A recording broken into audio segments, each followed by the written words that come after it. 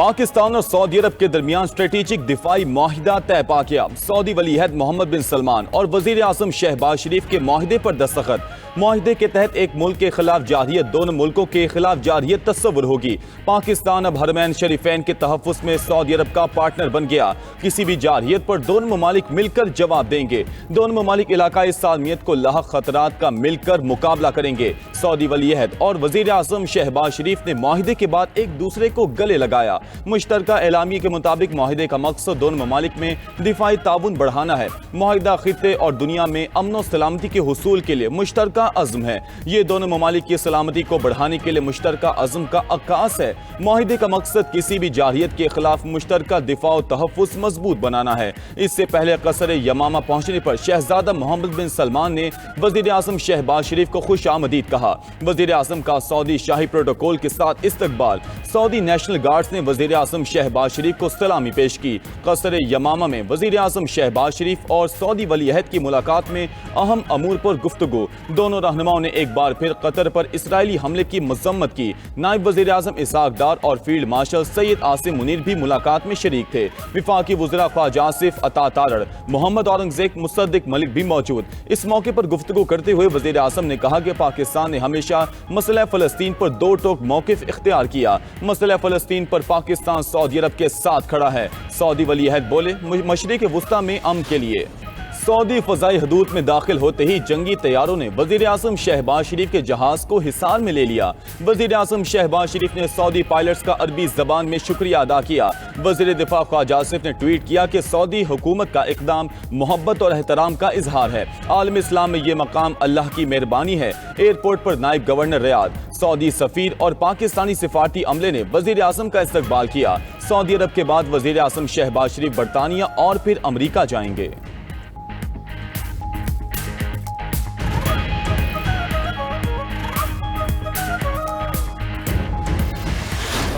पाकिस्तान और यूएई के दरमियान सुपर 4 मरहले में जाने की जंग। इवेंट के 10वें मैच में दोनों टीम्स दुबई स्टेडियम में मद्दे मुकाबिल। पाकिस्तान ने पहले खेलते हुए 9 विकेटों पर 146 रन बनाए। हदफ के ताक़ुब में मुत्तहिदा अरब अमारात की बैटिंग 6 विकेटें गंवा दी। ओपनर अली शान शरफो 12 और मोहम्मद वसीम 14 रन बना सके।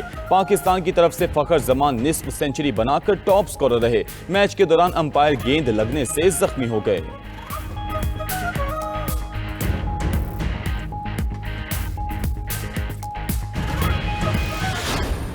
मैच रेफरी एंडी पाइक्राफ्ट ने पाकिस्तान से माफी मांग ली। एंडी पाइक्राफ्ट ने 14 सितंबर का वाकया गलत फहमी का नतीजा करार दे दिया। ड्रामाई सूरत हाल के बाद पाकिस्तान और यूएई के दरमियान मैच शुरू हुआ।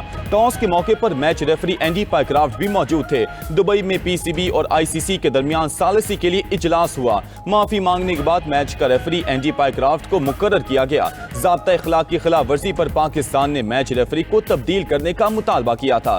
मैच से पहले पीसीबी ने खिलाड़ियों को होटल में ही रुकने को कहा था। ड्रामाई सूरत हाल की वजह से मैच का आगाज मुकर्ररा वक्त 7:30 बजे के बजाय 8:30 बजे हुआ। मैच रेफरी के तब्दीली के मामले पर डेडलॉक से मैच ताखीर का शिकार हुआ। पीसीबी ने मैच रेफरी तब्दील करने के लिए आईसीसी को खत भी लिखा था। तर्जुमान पीसीबी के मुताबिक सूरत हाल पर चेयरमैन पीसीबी मोहसिन नकवी ने साबिक चेयरमैन नजम सेठी और रमीज राजा से मुशावरत की, जिसके बाद चेयरमैन पीसीबी ने पाकिस्तानी टीम को स्टेडियम जाने का कहा। खदशा था कि पाकिस्तान मैच रेफरी तनाज़े की वजह से एशिया कप का बॉयकॉट कर देगा। पाकिस्तान ने ज़ाब्ता इखलाक की खिलाफ वर्जी पर मैच रेफरी के खिलाफ सख्त रवैया अपनाया। भारत के खिलाफ मैच में एंडी पाइक्राफ्ट ने पाकिस्तानी कप्तान को हाथ मिलाने से रोका था।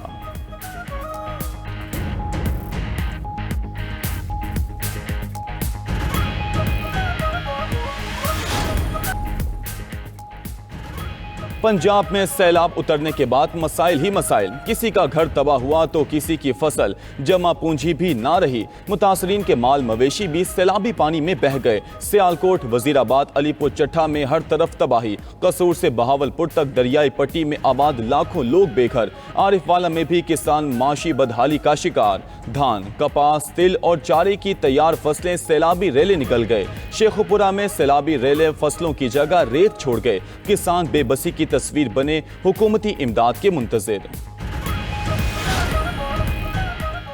दरियाए सिंध में गुड्डू और सखर बैराज पर ऊंचे दर्जे का सैलाब। कच्चे के इलाकों में मुतासरीन की तादाद 1,81,000 से बढ़ गई।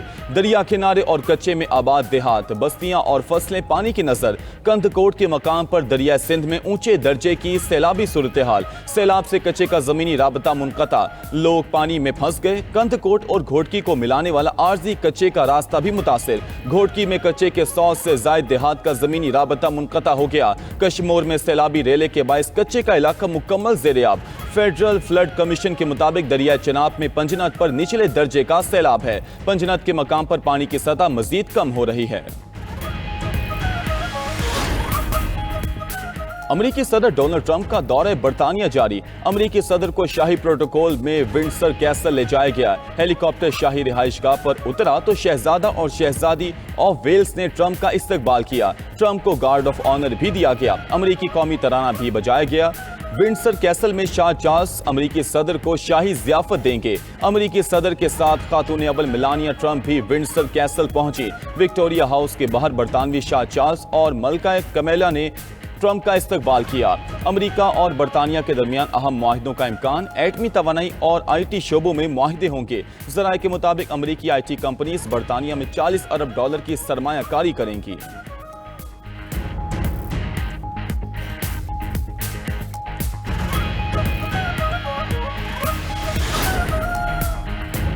अमरीकी सदर के दौरे बरतानिया के दौरान लंदन में हजारों अफराद का एहतजाज। वस्ती लंदन में मुजाहिरीन ने ट्रंप का खैर मकदम नहीं के नारे बुलंद किए। शुरका ने माहौलियाती तब्दीली, हिजरत और आलमी इंसानी हुकूक से मुतालिक ट्रंप की पॉलिसीज पर तनकीद की। एहतजाज में ट्रंप, अमरीकी नायब सदर एलन मस्क और प्यूटन के मास्क पहने अफराद की भी शिरकत। एहतजाजी मार्च के पेश नजर लंदन की कई शाहराहें बंद कर दी गईं।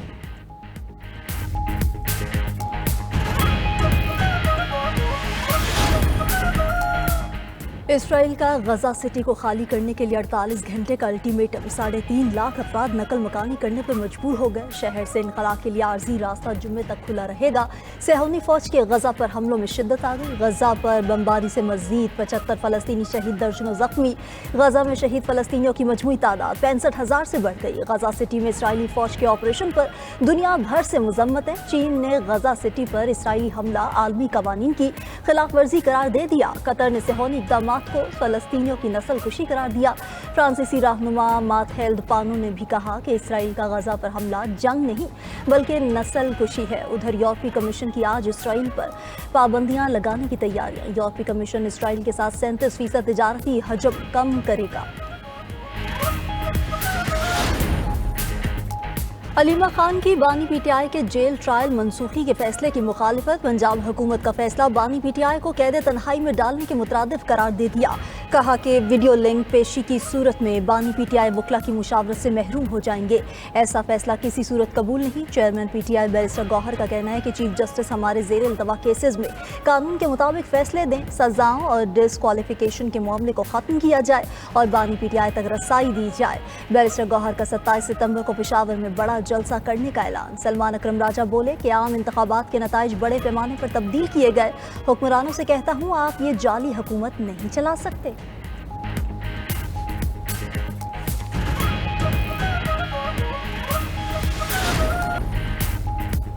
DGISPL लेफ्टिनेंट जनरल अहमद शरीफ चौधरी का आज़ाद कश्मीर के तालीमी इदारों का दौरा। तुलबा और असातिज़ा के साथ खुसूसी नशिस्त। तुलबा ने ऑपरेशन बुनियाद मरसूस की कामयाबी पर मुबारकबाद पेश की।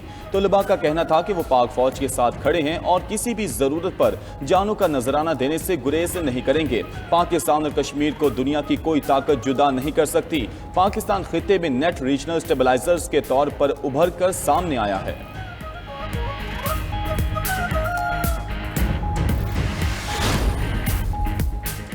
अमीर कतर शेख तमीम बिन हमदुल सानी का उर्दन का सरकारी दौरा। उर्दन के बादशाह अब्दुल्ला दोम ने अमीर कतर का इस्तकबाल किया। उर्दन के शाह अब्दुल्ला की कतर के अमीर शेख तमीम बिन हमदुल सानी से मुलाकात। शाह अब्दुल्ला ने दोहा पर इसराइली हमले की मजम्मत और कतर की हिमायत का इरादा किया। दोनों ममालिक का खित्ते में इसराइली जाहियत समेत दीगर अहम अमूर पर तबादला ख्याल। दोनों रहनुमाओं ने इसराइल की जानिब से गजा में ज़मीनी कार्रवाइयों में तोसी की मजम्मत की।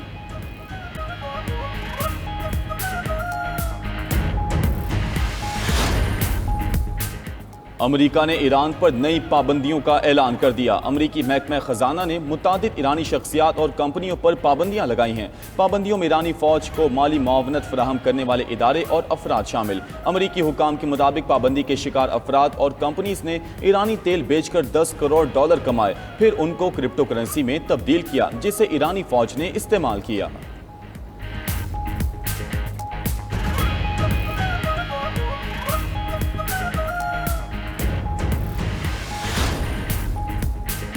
लीबिया के साहिल के करीब तारकीन वतन की कश्ती में खौफनाक आतिशज़दगी, 50 सूडानी पनाहगुज़ीन हलाक हो गए जबकि 24 को जिंदा बचा लिया गया। गैर मुल्की मीडिया के मुताबिक ताहाल हादसे की वजह का तयन नहीं हो सका। तहकीकात के लिए इंक्वायरी कमेटी तश्कील, हलाक और जख्मी होने वालों में ख़वातीन और बच्चे भी शामिल।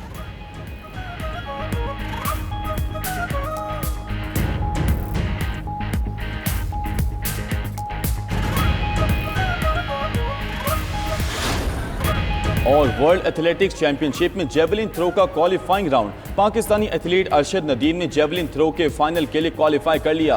अरशद नदीम ने तीसरी थ्रो 85.28 मीटर दूर फेंकी। अरशद नदीम ने पहली बारी में 76.99 मीटर थ्रो फेंकी थी। भारतीय एथलीट नीरज चोपड़ा ने भी फाइनल के लिए क्वालिफाई कर लिया। नीरज चोपड़ा ने पहली बारी में 84.85 मीटर थ्रो फेंकी।